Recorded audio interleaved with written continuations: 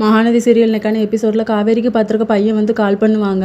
உங்களை நான் பிடிக்கலன்னு சொல்லிவிட்டு, ஆனால் ஒரு விஷயம் சொல்லணும், உங்கள் கசின் இருக்கார்ல, அவர் வந்து உங்களை தப்பாக சொன்னார். அதுக்கப்புறம் உங்கள் அம்மா கூட சொன்னாங்க, எந்த அம்மாவும் தான் குழந்தைய பற்றி தப்பாக சொல்ல மாட்டாங்க, ஆனால் உங்கள் அம்மா சொன்னாங்க அப்படின்னு சொல்லிட்டு காவேரி அதே டென்ஷனில் வருவாங்க. வந்து சாரதா கிட்ட நீங்களாம் ஒரு அம்மாவா அப்படின்னு சொல்லிட்டு, நான் என்னடி பண்ணேன் அப்படின்னு சொல்லும்போது, அந்த பையன்கிட்ட வந்து என்னை தப்பாக சொல்லி வச்சிருக்கல, போயும் அடுத்தவனுக்காக அப்படின்னு சொல்லிட்டு, இல்லை அந்த தம்பி உன்னை கல்யாணம் பண்ணிக்கணும்னு ஆசைப்பட்டார் விஜய், அதனால் நானும் நீ அவரே கல்யாணம் பண்ணிக்கலாம்னு நினச்சாண்டி அப்படி பண்ண, வேறு எந்த உள்நோக்கமும் கிடையாது அப்படின்ட்டு.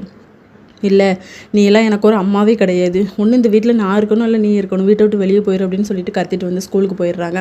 விஜய் வந்து காவேரி சொல்கிறத நினச்சிட்டே காரில் ஓட்டிகிட்டு வருவாங்களா அம்முவை ஸ்கூலில் விடுறதுக்காக. அப்போ காவேரி அந்த வழியாக போவாங்க. காவேரிக்கிட்டே இறங்கி ஓடுவாங்க அம்மு, உங்கள் பொண்ணுக்கு என்ன நான் ஆயா வேலை பார்த்துட்ருக்கேன், நான் மரியாதையாக ஸ்கூலில் கொண்டு விடுங்க, இப்படி ரோட்டில் விடுறீங்க அப்படின்னு சொல்லிட்டு திட்டிட்டு போயிடுறாங்க. அம்மு வந்து அழுவாங்க. நம்ம விஜய் தான் சமாதானப்படுத்துவார்.